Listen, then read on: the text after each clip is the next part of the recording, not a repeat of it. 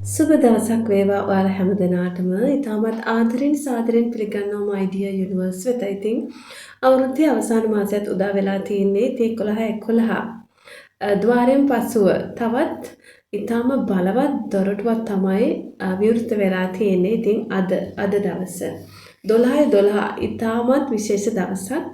ඉතින් 12/12 කියන angel number එක පැත්තෙන් ගත්තත් ඉතාමත් බලවත් වාසනාවන්ත ඔයාලගේ ජීවිතයට මහත් ඵල දෙන අදහස් සමුදායක් රැගෙන එන ඉතාමත් වාසනාවන්ත අංකයක් කියලා කියන්න පුළුවන් මේ 12/12 ඒන්ජල් නම්බර් එක. ඉතින් 12/12 ගත්තාම එයින් පැහැදිලිකම සමතුලිත බව ආධ්‍යාත්මික වැඩිදියුණුව නව ආරම්භය හඟවනවා. ඉතින් වසරක් ආරම්භ වී සිමින් සෙමෙන් අවසන් වන විට විශ්ව කාලයත් සමග පරිණාමය වීමට අපට සිදු කරන අවසාන බලගතු මතක් කිරීමක් තමයි මේ අද 12/12 ද්වාරය විවෘත වීමත් සමග අපට කියලා දෙන්නේ.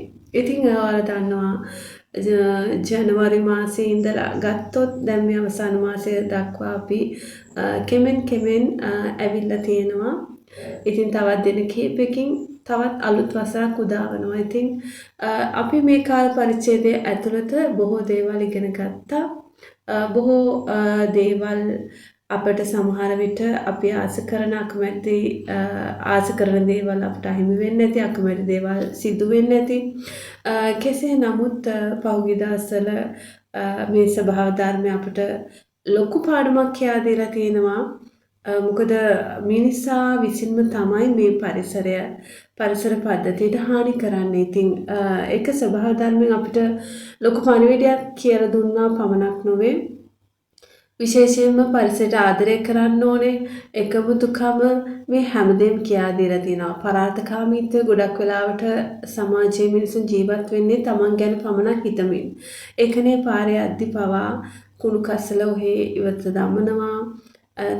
කිසිදු මේවැය ප්‍රතිවිපාක අපි හැමෝටම එකට මුහුණ දෙන්න වෙනවා කියන එක අමතකයි මිනිසුන්ට. ඉතින් එවැනි බොහෝ පාඩම් රැසක් ඉගෙන ගත්තා. මිනිසුන්ට මේ ස්වභාව ධර්මය මතක් කර දෙන්නේ. ස්වභාව ධර්මයේ මේ විශ්වය කියන මේ බලවත් වූ විශ්වය කතා කරන්නේ නැති වුණාට අපිට දේවල් කියා පානවා, පෙන්වා දෙනවා. දැන් මේ ඒන්ජල් නම්බර්ස් වගේ ගත්තාම ඒවයිනුත් අපිට බොහෝ පණිවිඩ රැගෙන එනවා. එක ඒන්ජල් නම්බර් එකක් වෙන වශයෙන් ගත්තාම විවිධ අර්ථයන් පෙන්වනවා. ඒ වගේම තව සංකේත තියෙනවා. විශ්වය අපිට කතා කරන සමනලයින් වගේ පණිවිඩ කරුවන් හරහා අපට විශේෂ පණිවිඩ කියනවා. ඒ වගේම ඒන්ජල්ස්ලා හරහා අපට පණිවිඩ මේ විශ්වය රැගෙන එනවා. විශ්වය අපිට කතා කරන්නේ ඒ විදිහට. ඉතින් ඒක අවබෝධ කරගන්න අපි විශ්වත් එක්ක සම්බන්ධ වෙලා ඉන්න ඕනේ. ඒ වගේම තමයි පරිසරය පොදුවේ අපිට කියා දෙන පාඩම් බොහෝ තියෙනවා. උදාහරණ වශයෙන් සුනාමිය, කොවිඩ්, එතකොට මේ ගංගා ගැලීම්, නායයා මේවායින් අපිට ගොඩක් පණිවිඩ රැගෙන එනවා. අපි ඕනෑට වැඩිය මේවා ඇලී නැතුව අපි මේ මනුස්සයින් වශයෙන් මේ පෘථිවි තලයට පැමිණියේ කුමක් සඳහාද? ඒ අරමුණ අපි පැහැදිලි කරගෙන ඒ ගමන යන්න ඕනේ. මොකද අපි ආවා වගේම නැවත අපි යහපත් දේවල් දීලා යන්න ඕනේ.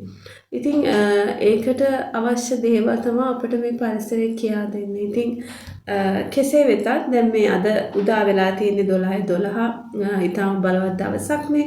ඉතින් සමහර විට අර පහුගිය දවස්වල ගොඩාක් පීඩා ලක්ු අය ගේ හිත තුළ විශ්වාසය බිඳිලා ගිහිල්ලා ඇති. විශ්වය පිළිබඳව මේ විශ්ව ආකර්ෂණය නීතිය පිළිබඳවත් සමහරට හිත කඩාගෙන ඇති. නමුත් එසේ නොවිය යුතුයි. ඒ හැම දෙයක්ම අපිට ලබා දෙන අත්දැකීම්. සමහර විට ඔබ මේ තත්වයන්ට මේ මුහුණ දුන්නා නම් ඔබ හිතට ගන්න මේක අපගේ ජීවිතය වෙනස් කරන්නට ලැබුණු ලොකු අවස්ථාවක් කියලා. නැවත ජීවිතය බිඳුවෙන් අරවන්න ඒක නිවැරදි විදිහටම ගෙනියන්න විශ්වත් එක්ක සම්බන්ධ වෙන්න. ඒ හැර විශ්වයත් එක්ක තරහ වෙන්න ඒ දේවල් ඇති කරගන්න එපා. කෙසේ වෙතත් 12/12 ඒ කියන්නේ 2025 12/12 වන දින 12/12 ద్వාරය විවෘත වනවා වගේම අපිට තව දුරටත් සේවය නොකරන දේවල් මුදා හරින්න කියලා කියනවා. ඒ වගේම තමන්ගේ ජීවිතයට වැඩදායී වන ධනාත්මක දේවල් ලං කර ගන්නට කියලා තමයි අඟවන්නේ.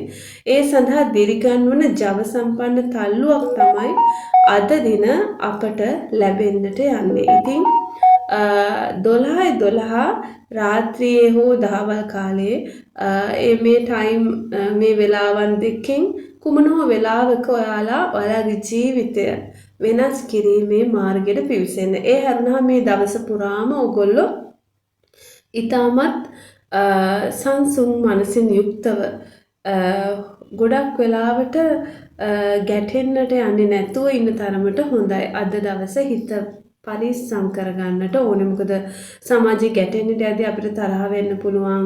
එක දේවල් අපාති හිස් වචන කතා වෙන්න පුළුවන්. ඉතින් මේ දේවල් වලින් මිදෙන්න නම් පුළුවන් තරම් වර්තමාන මොහොතේ ජීවත් වෙමින් කාලය ගත කරන්න ඕනේ. ඉතින් අද ඔයගොල්ලන්ට මේ කරන්නට ඕන දේවල් 아무තු දේවල් නෙවෙයි. අද දවසේ ඔයගොල්ලන්ට සුදුසු වෙලාවක් අරගෙන නිස්කලංක වෙන්න පුළුවන් වෙලාවක් අරගෙන දහවල් කාලේ හෝ රාත්‍රී කාලේ ඔයාලගේ ජීවිතය වෙනස් කිරීමේ පරිවර්තනය කිරීමේ වැඩපිළිවෙලකට යොමු වෙන්න පුළුවන්.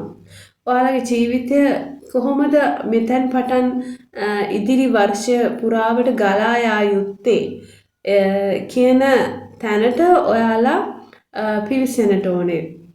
ඒ සඳහා ඔයාලගේ මනසින් ඔයාලා චිත්‍රූප මවන්නට ඕනේ. කුමන විදිහටද මේ වසරේ ගෙවෙන්නේ, කුමන ස්ථාවරයකටද මාපත් වෙන්නේ කියන අරමුණ මේ තුල තියෙන්න ඕනේ. විශ්වත් එක්ක සම්බන්ධ වෙන්න ඕනේ. පුංචි භාවනාවකට යොමු වෙන්න ඕනේ. Taman තුලට යන්න, Tamanගේ යටිසිත දිහා බලන්න. ඒකට අනිවාර්යෙන්ම ඔයාලා සංසුන් වෙන්න ඕනේ.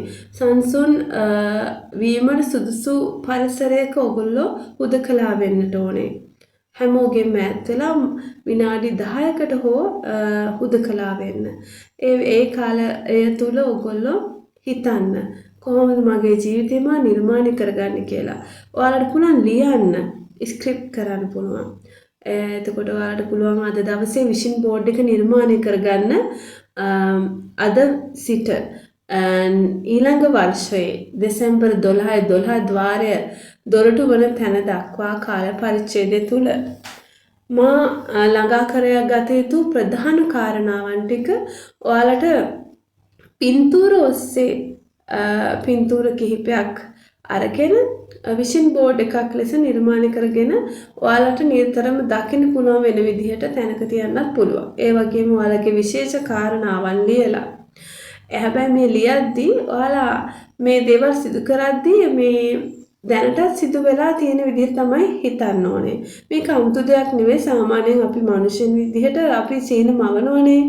දැන් මේ විශ්ව ආකාශ නීතිය හරහා විශේෂයෙන් කියවන නිසා 아무තු විදිහට හිතුවට මේක සාමාන්‍ය මිනිසුන් වන අපි පුංචි කාලේ ඉඳන්ම කරන දේවල්. මේ විශ්ව මේ අපි දැන් එක විදිහට වෙලා ඒ කියන්නේ දැන් පුංචි ළමෙක් ගත්තාම ලොකු දේවල් කියන්නේ ડોක්ටර් කෙනෙක් වෙනවා ඔය විදිහට. ඒගොල්ලෝ ඒවා රංගපානවා වගේ සෙල්ලම් කරද්දී ඒ දේවල් සිදු කරනවා. ඉතින් ඒ වගේ තමයි. අර දැන් මේ මොහොතේ විඳින්න ඕන ඔයාලා දැන් ඔයාලාපත් වෙන්න ඕන තැනට ගියාම ඔයාලා විඳින විදිය වර්තමාන මොහොතින් හිතමින් තමයි ලියන්න ඕනේ. සහ ස්තුතිවන්ත වීම. ස්තුතිවන්ත වීම හරිම වැදගත්. අපිට මේ පහුගිය දවස්වල කියා දුන්නෙත් මේ කෙලෙහි ගුණ සැලකීම තමයි. මොකද පරිසරයට කිසිදු ආදරයක් කරන්නේ නැති සමාජයක් තමයි බිහි වෙලා තියෙන්නේ. සියලු දෙනා නෙවෙයි. යම් කිරිසක් රැස්වුණු තැනක බලන්න හැම තැනම අපවිත්‍ර කරනවනේ. කොළ කෑලි මේ බෑග්ස් හැමදේම දාන විතරක් නෙවෙයි. හැකි උපරිමේ එයාලා අපවිත්‍ර කරලා තමයි යන්නේ නැවත. එතැනට තව පිරිසකට එන්න පුළුවන් ආකාරයට නෙවෙයි ඒ පරිසරය තියෙන්නේ. ඉතින් අපිට මේ ලැබිච්ච පණිවිඩය තමයි පරිසරයෙන් පෙන්වා දුන්න පණිවිඩය තමයි අපි මොනවද කරන්නේ? අපි මොනවද පරිසරයට මුදා හරිනේ ඒ දේවල් නැවත අපිට ලැබෙනවා. දැන් ඔයගොල්ලෝ දකින්න ඇති කුණු කසල සියල්ලක්ම නැවත අපටම ලැබිලා තියෙන ආකාරය.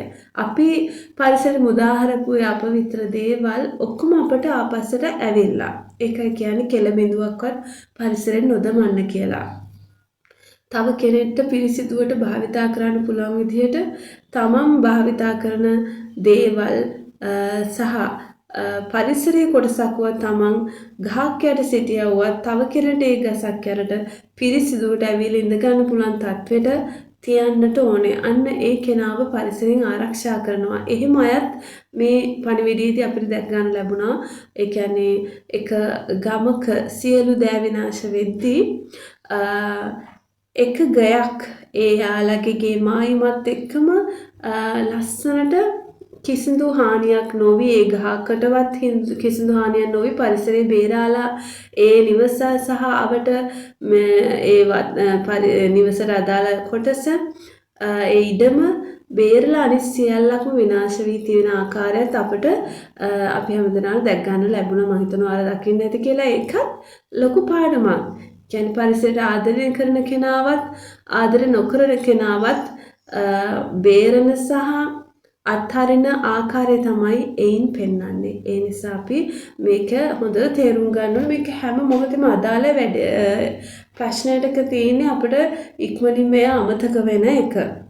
ඉතින් කෙසේ වෙතත් ඉතින් අද දවසේ ඔයගලන්ට පුළුවන් දවල් 12:12 එහෙම නැත්නම් රාත්‍රී 12:12ට විශ්ව ආකර්ෂණ නීතියට අනුගත ක්‍රමවේදයන් අනුගමනය කරමින් ඔයාලගේ ජීවිතය මහත් ලොකු වෙනසකට පත් කරගන්නට එහෙනම් ඉතින් ඔයාලට ජයම වේවා කියලා ප්‍රාර්ථනා කරනවා.